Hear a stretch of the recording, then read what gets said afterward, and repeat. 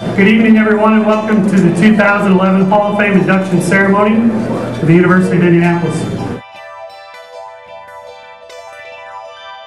First, we'd like to recognize the Greyhound Club's 2010-2011 I Person of the Year, Bob Garner. Bob, would you please come forward?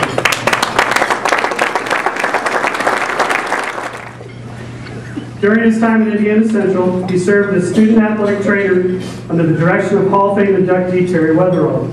Garner was the trainer of the North squad, coached by John Ralston and Joe Paterno at the 1971 Hula Bowl in Hawaii.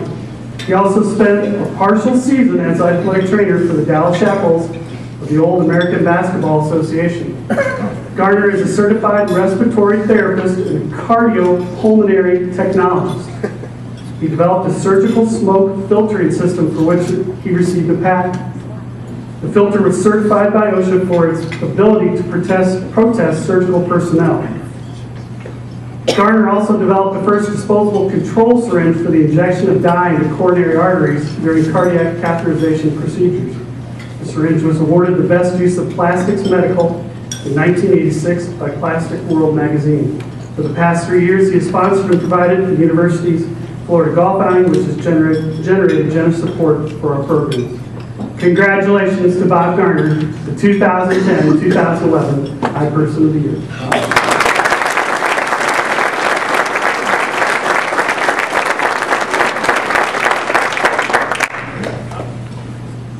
I am probably the dumbest guy that ever got into the University of Indianapolis.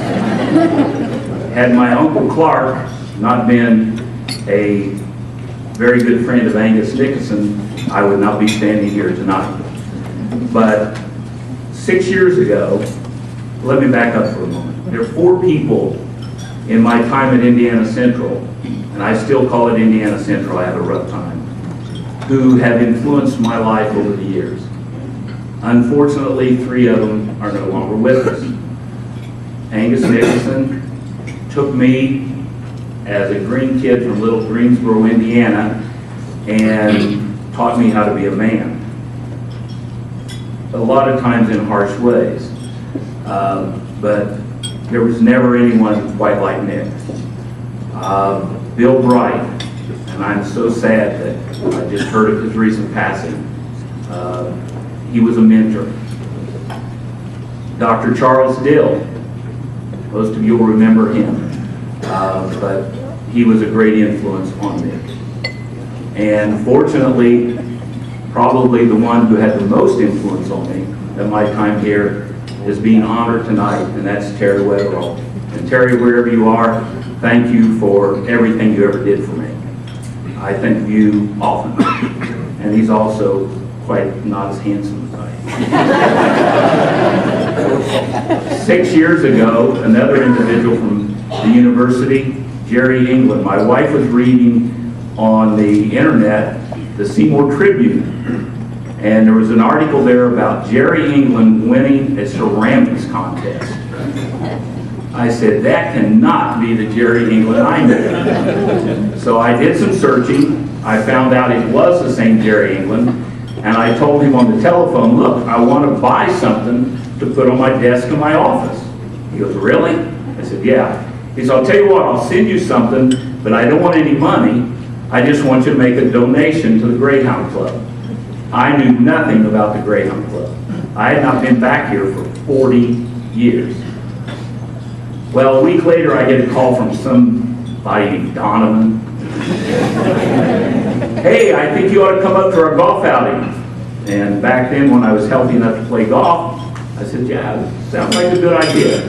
I came up, and one thing led to another, and I got involved. The most impressive thing is I met Coach Nicholson and his golf team in Florida. I met Coach Piepenbrink and his golf team in Florida. And I've spent about 3 different years watching them perform. And be assured that the reason I still want to be involved and I still want to provide money is the quality of young people the university is putting out. When you have the #1 academic team in the country, like the ladies were, and a high academic team like the men are, who, when they go out in public, represent the university, that's where I want to put my money. Thank you. You scraped the bottom of the barrel this year, but thank you very much.